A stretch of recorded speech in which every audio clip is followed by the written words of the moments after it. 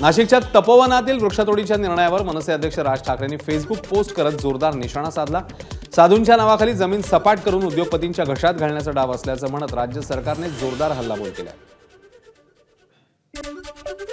राज ठाकरेंच्या भूमिकेला शिवसेना खासदार अरविंद सावंत यांनी पाठिंबा दिला। झाडांसाठी वेळ पडली तर रस्त्यावर उतरू असा इशाराही अरविंद सावंत यांनी दिला। खाणकामासाठी लाखो झाडं तोडली जात असून झाडं तोडण्यासाठी कारस्थान कोणाचं तरी सुरू आहे असा सवालही सावंत यांनी विचारला।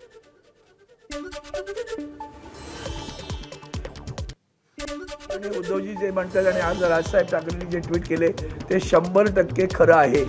काय झालं आपल्या आरे कॉलनीत सांगा ना तुम्ही। जगामधील एकमेव असं शहरात असलेलं जंगल आहे ते, त्या मुंबई शहराचं फुफ्फुस आहे। त्या फुफ्फुसावर घाला घालणार आहे सरकार। आता त्या तपोवनामध्ये मी नाशिकचा संपर्क 12-15 वर्ष होतो, मला कल्पना आहे ना। बरं नाशिकमध्ये अशी पडजागा खूप आहे, बांधा ना तिकडं। तपोवनात ती झाडं का तोडताय तुम्ही? आदरणीय उद्धवजींनी काल त्याला आव्हान दिलेलंच आहे आणि प्रसंग आला तर आम्ही सगळेजण रस्त्यावर यासाठी उतरू हे स्पष्टपणे या ठिकाणी सांगतो। झाडंही आमचे आईबाप आहेत, त्यांच्यावर कोणी हल्ला केला तर आम्ही गप्प बसणार नाही। मुख्यमंत्र्यांनी नाशिककरांची जनभावना समजून घेतली पाहिजे। तपोवनात काढण्यात आलेली टेंडर्स चुकीची आहेत, त्यामुळे तपोवनातली झाडं वाचवण्यासाठी नाशिकमध्ये जे आंदोलन लढा उभा राहिलाय त्याला माझा पाठिंबा आहे असं वक्तव्य अभिनेते आणि सह्याद्री देवराई संघटनेचे सर्वेसर्वा सयाजी शिंदेंनी केलं। त्यांनी आज तपोवनाची पाहणी केली। आता जरा जास्तच झालं म्हणून मला लोकांसमोर यावं लागलंय की बाबा इथलं एकही झाड तुटता कामा नये आणि हिडन अजेंडा तुम्ही राबवू नका। शासनाला विनंती आहे, तुम्ही शासन म्हणजे आपलीच माणसं आहेत ना, आपल्याच माणसाने आपल्यालाच फसवलं तर ती याला आपली माणसं म्हणायची का? तर अशी वेळ आली तर आम्ही विरोधात जाणार, आम्ही इथलं एकही झाड तुटू देणार नाही। नाशिककरांच्या सगळ्या पर्यावरणप्रेमींच्या बाजूने आम्ही आहोत। सह्याद्री देवराईतली आमच्या 40 देवराई आहेत, महाराष्ट्रात सगळ्याकडून आहेत, आमच्या सगळ्यांच्या वतीनं सपोर्ट आहे। कुठेही झाड तुटत असलं सगळ्यांनी सावध व्हा, त्याचा प्रश्न विचारा, झाड तुटू द्यायचं नाही। तर वडाचं झाड हे सगळ्यात महत्त्वाचं आहे। आता हे वडाचं झाड याच्यावर 500-600 प्रकारच्या प्रजाती जगतात। आता अशी झाडं तोडली आणि हे शासनाने जरा चुकी केली, चुकून त्याच्यावरती फुल्या मारल्या, माफ नाही। आम्ही ही जरा छोटी छोटी झाडं करतोय, माफ नाही। झाडाला आणि काशीत कुठे लावलं काय, लेडी चिडिया कुठे लावला काय आणि सुबाबा कुठे लावली काय, ही यांचीच पाप आहे। आता यांची मध्ये ही आपलीच माणसं आहेत ना, पण आपल्याच भावाला किंवा ह्याला झाडाच्या वतीत माफ नाही। दरम्यान तपोवनात एक्झिबिशन सेंटर उभारलं जाणार आहे, त्या दृष्टीने पुढील 30-35 वर्षांसाठी टेंडर्स काढण्यात आले आहेत। गिरीश महाजनांनी यावर उत्तर दिलं पाहिजे असंही सयाजी शिंदे म्हणाले।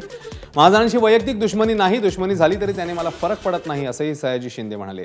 त्या टेंडर संदर्भात गिरीश महाजन नेमकं काय म्हणाले तेही बघूया। आता काल कळलं की इथं एक्झिबिशन सेंटर आणि ते करायचं आणि ते 30-35 वर्षाचं हे केलं। आता गिरीश महाजन तुम्ही याचं उत्तर द्या। मला पहिल्यांदा इथं कळलं गिरीश महाजन तुम्ही जबाबदार माणूस आहात, माझी तुमची काही वैयक्तिक दुश्मन नाही आणि दुश्मनी आली तरी मला काही फरक पडत नाही। झाडाच्या बाजूने मारून गेलं मुद्दा असा आहे की झाडाच्या तुटताना होतं, तुम्ही असं विधान नका करू। आम्ही कुठेही झाडतोड करून त्या ठिकाणी कुठेही इन्फ्रास्ट्रक्चर त्या ठिकाणी उभं करणार नाही। त्याचबरोबर मी तुम्हाला सांगतो की 15,000 झाडं मोजून घ्यायची, 2 वर्षांनी त्या ठिकाणी सगळे नाशिककर बघायला जातील, ते फॉरेस्ट बघायला जातील की बापरे यांनी काय केलं म्हणून। इतके चांगली झाडं आम्ही त्या प्रजातीची त्या ठिकाणी लावतो। साधू आले गेले मेले त्यांनी मला काय अभ्यास नाही, पण झाडं गेली तर मात्र फार नाशिकचं नुकसान होईल। त्यामुळे मी झाडांच्या बाजूला आहे, तुमच्या बाजूला आहे। इथलं एकही झाड तुटता कामा नये। मी जो काही अभ्यास केला, जो काही वाचलं ऐकलं त्याच्यावर मला लक्षात असं आलं की इथलं एकही झाड तुटता कामा नये आणि ही सगळी झाडं वाचली पाहिजे। आपल्याच माणसाने आपल्यालाच फसवलं तर त्यांना आपली कशी म्हणायची? तपोवन वृक्षतोडीवर रोहित पवारांनी सरकारवर हल्लाबोल केलाय। कुंभमेळ्याच्या नावाखाली जमीन मोकळी करायची आणि कुंभमेळा संपताच एखाद्या संस्थेच्या नावाने जमीन लीजवर घेऊन ती लाटायची आहात सत्ताधाऱ्यांचा डाव आहे अशी पोस्ट आमदार रोहित पवारांनी केली। 80 कोटींच्या गैरव्यवहार प्रकरणी महापालिकेचे सहाय्यक आयुक्त महेश पाटील यांच्या नावाने आरोप होत आहेत। अखेर महापालिका आयुक्त तथा प्रशासक डॉक्टर भूषण गगराणींनी एका महिन्याच्या सक्तीच्या रजेवर त्यांना पाठवले। वांद्रे येथील पुनर्विकास प्रकल्पात गुंतवणुकीला स्वस्त दरात घरं मिळतील असा आमिष दाखवत 80 कोटी रुपयांची रक्कम हडपल्याची बाब समोर आली आहे। यामध्ये महेश पाटील यांच्यासह थेट उच्चपदस्थ पोलीस तसंच पालिका अधिकारी आणि बॉलिवूड अभिनेत्यांनीही पैसे गुंतवलेले असं बोललं जात आहे। त्यामुळे गगराणी यांनी त्यांना 1 महिन्याच्या सक्तीच्या रजेवर पाठवण्याचे आदेश जारी केले आहेत। या प्रकरणी पोलिसांच्या चौकशीतनं सत्य बाहेर येईल असं महेश पाटील यांनी स्पष्ट केलं। पालघरमध्ये शेकडो कोटींच्या जमिनीचा घोटाळा समोर आलाय। तलासरीच्या काजळी सहकारी सामुदायिक शेती संस्थेच्या 55 एकर जमिनीची अक्षरशः कवडीमोल दरात विक्री झाल्याचं ऑडिटमध्ये उघड झालंय। 2022 मध्ये या जमिनीचं मूल्य 7 कोटी रुपये होतं, मात्र ही जमीन केवळ 70 लाखात विकल्याचं उघड झालं। सध्याचे सहाय्यक निबंधक तसंच ऑडिटर यांच्यामार्फत तत्कालीन संस्था चालक, तत्कालीन सहाय्यक निबंधक अशा एकूण 6 जणांवर गुन्हा दाखल करण्यासाठी पालघर पोलिसांना पत्राद्वारे मागणी करण्यात आलेली आहे। गुन्हा दाखल झाला नाही तर मनसेने आंदोलनाचा इशारा दिला। आसपास 50 एकर ही जमीन आहे ही सामुदायिक सामुदायिक संस्थेची जमीन फक्त 70 लाखाला विकली गेली आणि विकली गेली, परंतु ह्याच्यात विकली असताना ह्याच्याकडे कुठलेही शासनाचा पाठपुरावा न केलेला नाही। त्याच्यावरती तत्कालीन जे संचालक मंडळ आणि सहाय्यक निबंधक सहकारी संस्था डहाणू आणि ह्याच्यावर आता आम्ही जेव्हा त्यांची भेट केली तेव्हा त्यांनी सांगितलं की ह्याच्यावरती आमची कारवाई चालू आहे, आमचा पाठपुरावा आम्ही करतो आहे। कोल्हापुरातील छत्रपती प्रमिलाराजे शासकीय रुग्णालयातील कार्यपद्धतीवर आरोग्यमंत्री प्रकाश आंबेडकरांनी संताप व्यक्त केलाय। प्रकाश आंबेडकरांनी रुग्णालयाला अचानक भेट देऊन वैद्यकीय अधिकाऱ्यांची चौकशी केली आहे। महिन्याभराहून अधिक काळ शस्त्रक्रिया रखडतील तर लोकांनी काय रस्त्यातच मरावं का असा उद्विग्न सवाल त्यांनी विचारलाय। कामचुकार वैद्यकीय अधिकाऱ्यांना थेट निलंबित करा असे आदेशही आंबेडकरांनी दिले।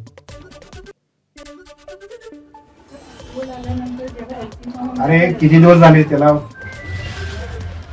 तुम्ही पहिला स्ट्रॉंग ऍक्शन घेतली पाहिजे।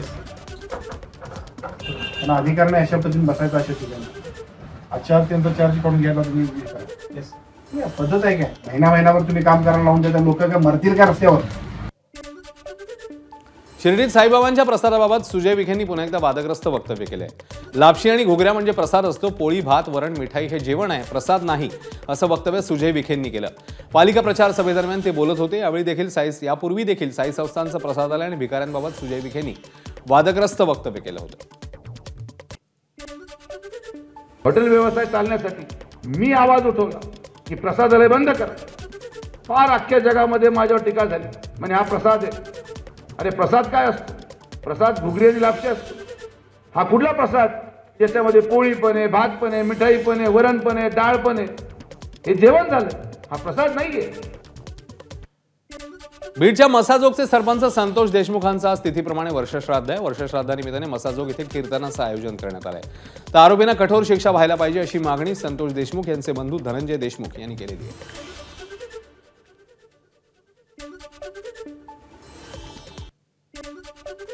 उपमुख्यमंत्री अजित पवारांनी बीडमध्ये जात सरपंच संतोष देशमुख यांच्या कुटुंबियांशी संवाद साधला, तर दादांनी वैभवीच्या शिक्षणाची विचारपूस केली असून आरोपींना शिक्षा व्हावी अशी मागणी अजित पवारांकडे केली अशी माहिती संतोष देशमुख यांचे भाऊ धनंजय देशमुख यांनी दिलेली आहे।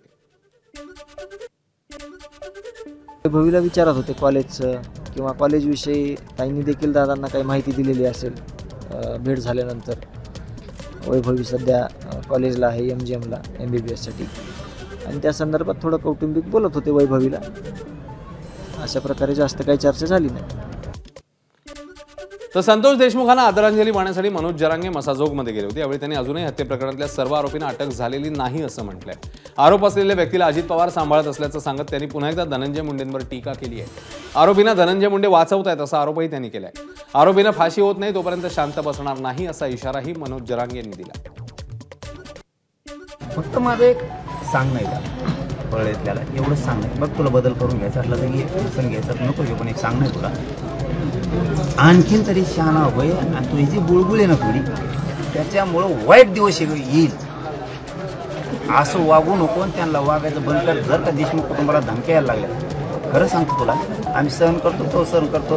एकदा जर मागं लागलो भयानक नेट उभा करतो आम्ही सगळ्यांना। बीडमधील सरपंच संतोष देशमुख यांचं आज तिथीनुसार प्रथम पुण्यस्मरण आहे। संतोष देशमुख यांच्या पुण्यस्मरणानिमित्ताने आयोजित कीर्तनाला आमदार सुरेश धस यांनी हजेरी लावली। देशमुख यांच्या हत्येतला 1 वर्ष पूर्ण, 1 वर्षात ना न्याय ना आरोपींना अटक, तर खटला फास्ट ट्रॅक कोर्टात चालू। सरकारची घोषणाही हवेतच विरली अशी एक्स पोस्ट रोहित पवारांनी केली आहे। वाल्मिक कराडला फाशी होईपर्यंत शांत बसणार नाही असा इशारा आमदार संदीप क्षीरसागर यांनी दिलाय। 1 वर्षानंतरही देशमुख कुटुंबियांच्या डोळ्यातले अश्रू थांबत नाहीयेत। देशमुख कुटुंबियांच्या न्यायालयीन लढाईत आम्ही त्यांच्या सोबत आहोत असंही संदीप क्षीरसागर यांनी म्हटलेलं आहे। पूर्ण पाठपुरावा आहे। त्या कुटुंबाला न्याय देण्यासाठी आम्ही वकिलांमार्फत किंवा कोर्टाच्या प्रत्येक तारीखबद्दल हे काय जे झालं ते आम्ही आहे. जोपर्यंत त्या वाल्मिक कराडला फाशी होत नाही तोपर्यंत आम्ही शांत बसणार नाही. नाशिकच्या डोंगराळेमध्ये ग्रामस्थ आणि पीडितेचे कुटुंबीय आमरण उपोषण करत आहेत. डोंगराळेमध्ये एका अल्पवयीन मुलीची अत्याचार करून हत्या झाली होती. या प्रकरणी आरोपीला फाशीची शिक्षा व्हावी यासाठी कुटुंबीय आणि ग्रामस्थ आमरण उपोषण करताना पाहायला मिळतात.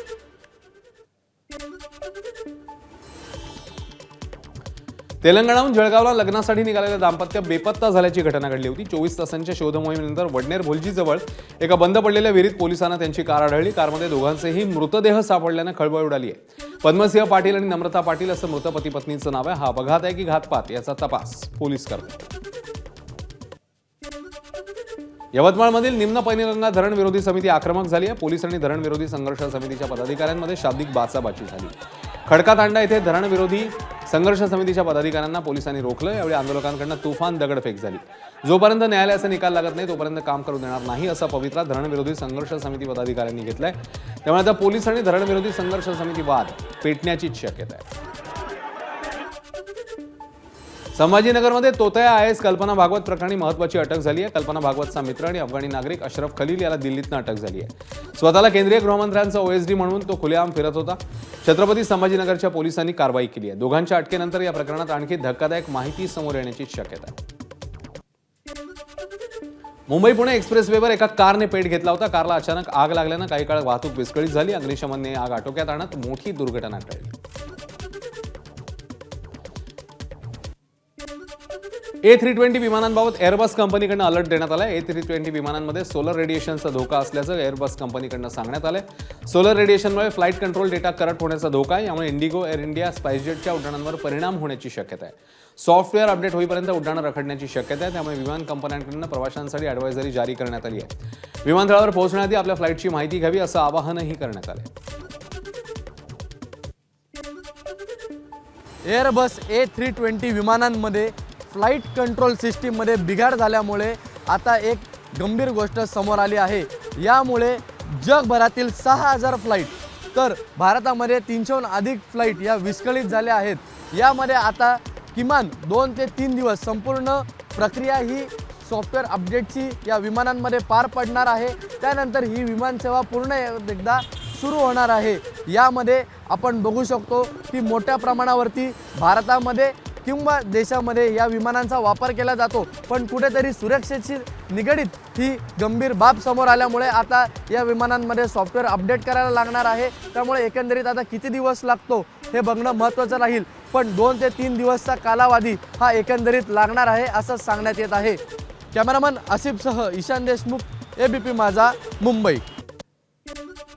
पश्चिम रेल्वेवरील विरार डहाणू रोड मार्गावर आता 15 डब्यांची लोकल धावणार आहे. नवीन वर्षात लागू होणाऱ्या वेळापत्रकामध्ये हा बदल अपेक्षित असून त्यानुसार 15 डब्यांच्या 6 फेऱ्या चालवल्या जाऊ शकतात. चर्चगेट विरार दरम्यान AC गाड्यांच्या फेऱ्याही वाढवण्यात येणार असल्याचं अधिकाऱ्यांनी म्हटलं. अभियांत्रिकी आणि देखभालीची कामं करण्यासाठी मध्य आणि हार्बर रेल्वे मार्गावर रविवारी ब्लॉक घेण्यात येणार आहे. मध्य रेल्वेवर छत्रपती शिवाजी महाराज टर्मिनस आणि विद्याविहार दरम्यान मार्गावर तर हार्बरवर पनवेल आणि वाशी स्थानकादरम्यान सकाळी 11 ते दुपारी 4 पर्यंत ब्लॉक असेल. एक्सप्रेसमध्ये खाद्यपदार्थ विकणाऱ्यांना युनिफॉर्म देण्यात येणार आहे. प्रवाशांच्या होणाऱ्या फसवणुकीला लगाम घालण्यात येणार आहे. तर प्रवाशांकडून मूळ किमतीपेक्षा जास्त पैसे घेण्याच्या तक्रारी वाढल्यानं निर्णय घेतल्याची माहिती अधिकाऱ्यांनी दिली आहे. एक्सप्रेसच्या खाद्यपदार्थांची अधिकृत विक्री करणारे ओळखण्यासाठी इंडियन रेल्वे केटरिंग अँड टुरिझम कॉर्पोरेशनने युनिफॉर्म निश्चित केला. नागपुरातील रेशीमबाग मैदानावर नागपूर पुस्तक महोत्सव सुरू आहे. या महोत्सवात पुस्तक खरेदीसाठी वाचकांनी मोठी गर्दी केली. रविवारपासून सुरू झालेला पुस्तक महोत्सव 30 मार्चपर्यंत चालणार आहे. या पुस्तक महोत्सवाचं आयोजन national book trust of India, राज्य शासन आणि 0 माईल यूथ फाउंडेशन यांच्या संयुक्त विद्यमाने करण्यात आलं आहे.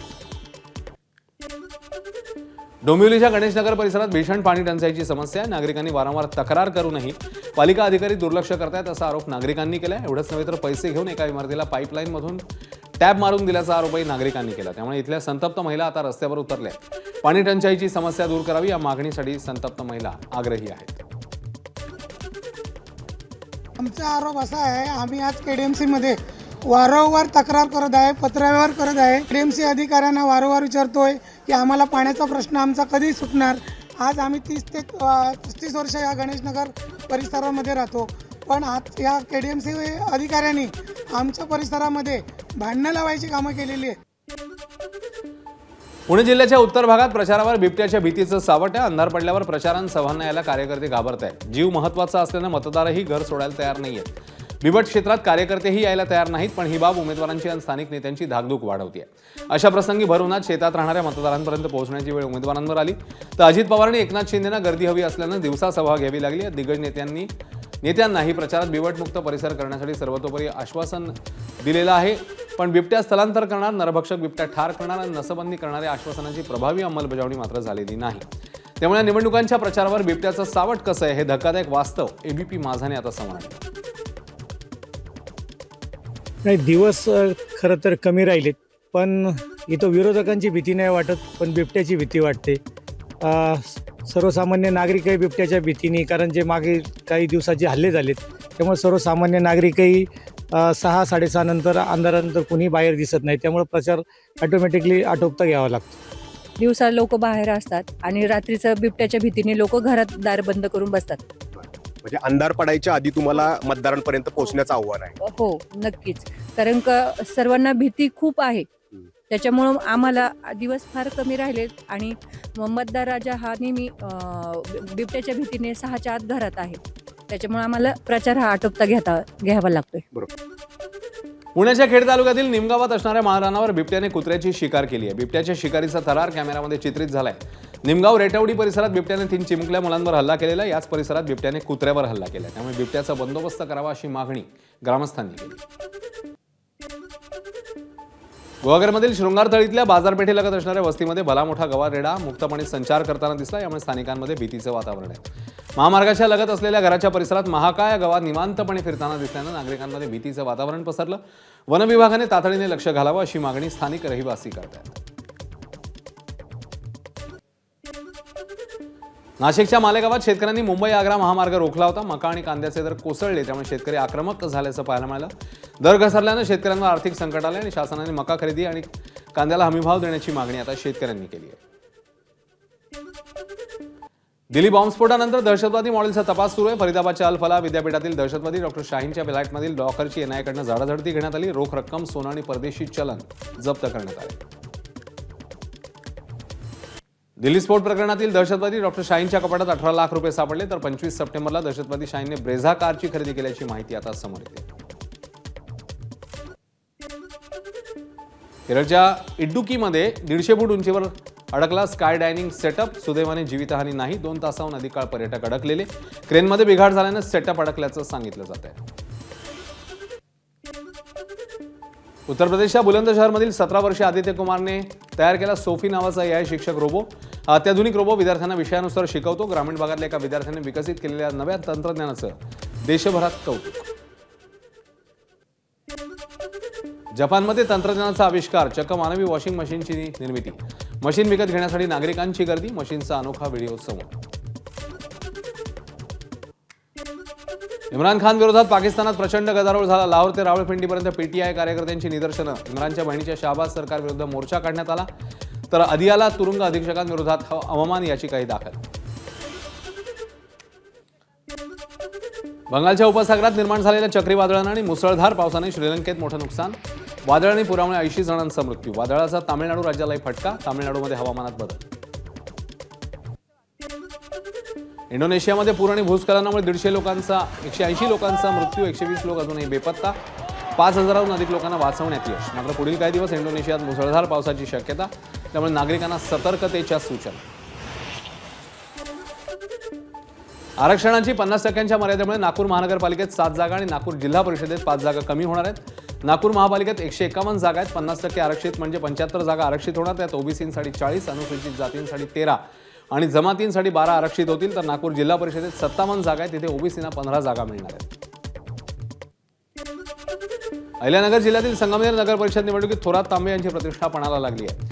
विधान परिषद आमदार सत्यजित तांबे यांची पत्नी मैथिली तांबे निवडणुकीच्या मैदानात आहेत. तर पत्नी मैथिली तांबेसाठी सत्यजित तांबे प्रचार करतात. संगमनेर सेवा समितीच्या माध्यमातून सिंह ही निशाणी घेऊन प्रभागात ते दौरा करतायत आणि पत्नीच्या विजयाचा विश्वास त्यांनी व्यक्त केला.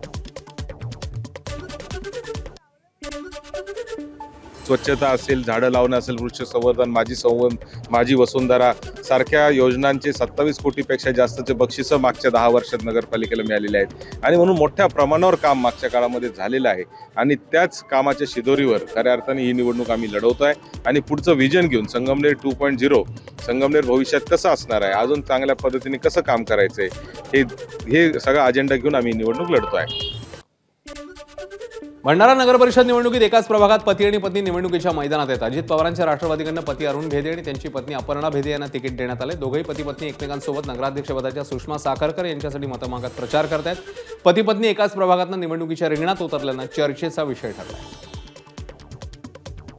राष्ट्रवादी पक्षाने आमच्यावर जो विश्वास दर्शवून आम्हाला जो तिकीट दिली त्याबद्दल मी राष्ट्रवादीचे आभार मानतो आणि आम्हाला दिलेली तिकीट ही सार्थ ठरावी म्हणून आम्ही जनतेच्या दारोदारी दोघेही सहपत्नी आम्ही जात आहोत, मतदारांपर्यंत जात आहोत आणि मतदारांकडून आम्हाला एक सकारात्मक चांगला प्रतिसाद मिळत आहे.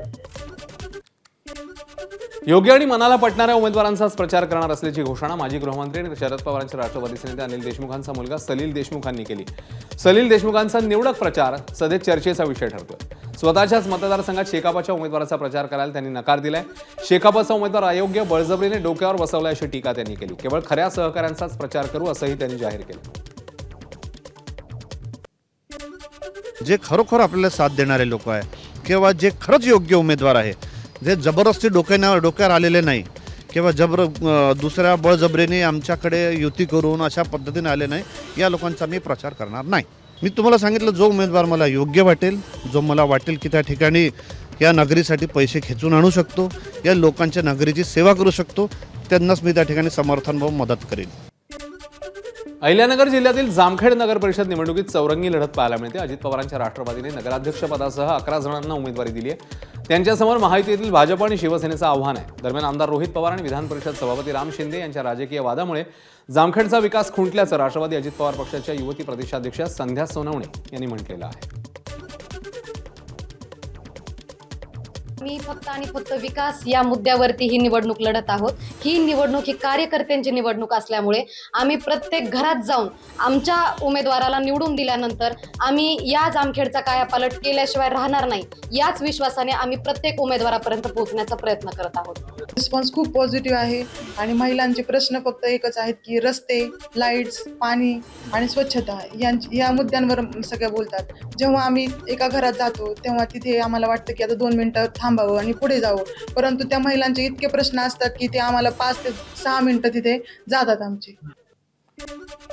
नंदुरबार जिल्ह्यातील शहादा नगरपालिका निवडणुकीत प्रभाग क्रमांक 10 मधील अपक्ष उमेदवार तुषार कुवर यांनी मतदारांना आकर्षित करण्यासाठी एक अनोखा प्रयोग केलाय. त्याने आपला निवडणूक वचननामा थेट 100च्या नॉन ज्युडिशियल स्टॅम्प पेपरवर लिहून दिलाय. या वचननाम्यात त्यांनी 10 ते 15 वर्षांसाठी टिकणारे रस्ते, दररोज स्वच्छता, नियमित पाणी पुरवठा आणि सीसीटीव्ही सुरक्षा यासह 10 प्रमुख कामांची हमी 100 रुपयाच्या स्टॅम्प पेपरवर दिलेली आहे. 10 ते 15 वर्ष टिकणाऱ्या रस्त्यांची गॅरंटी देत आहे. तसेच दररोज काटेकोरपणे स्वच्छतेची गॅरंटी देत आहे. नियमित आणि स्वच्छ पाणी पुरवठ्याची गॅरंटी देत आहे. अंडरग्राऊंड नाले गटारींचे व्यवस्थापन करण्याची गॅरंटी देत आहे. खुल्या जागांचे सुशोभीकरण आणि तसेच त्यांचे काही 15-15 दिवसांमध्ये स्वच्छतेची गॅरंटी देत आहे. तसेच जागोजागी जे अंधार असायला नको त्या ठिकाणी सोलर पथदिवे बसवण्याची गॅरंटी देत आहे. एबीपी माझा, उघडा डोळे बघा नीट.